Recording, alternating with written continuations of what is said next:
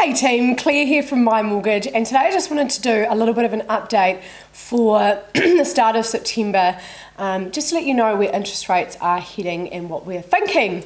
So obviously we had an OCR drop in the middle of August, which has prompted quite a bit of rate dropping across the banks, which is fantastic news. It means it's all of a sudden got a lot cheaper to borrow, so that means that some of those higher rates we were seeing last year are now dropping off, and now we're seeing fixed interest rates for 6 months in just that late 6% range, and the 12-month rate has actually dropped quite considerably, so it's now in that early 6% range, so somewhere between 6.19 and 6.29, which is fantastic. Not all banks are at that level, but that's sort of where the best rates are. So what we're looking at the moment is, are people's existing banks the right option for them? Are there some other options out there? Could a different product suite or bank be good for them and what they're trying to achieve? So definitely looking at that for a lot of people. When it comes to fixing, what we want to understand is what your plans are for the next couple of years. Ideally for the next 1 to 2 years, so we can recommend what's going to be best for you. At the moment, keeping relatively short on your rates is probably the right thing to do.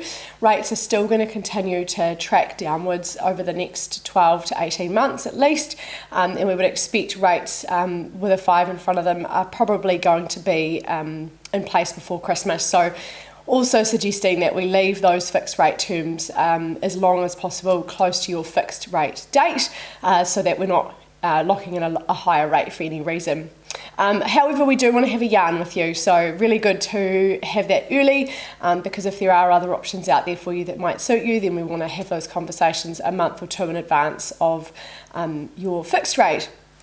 If you are looking to make a change, i.e. potentially sell or make some other adjustments to lending or your situation in the next year or so, then a fixed rate in a shorter term of 6 months could be a really good option for you.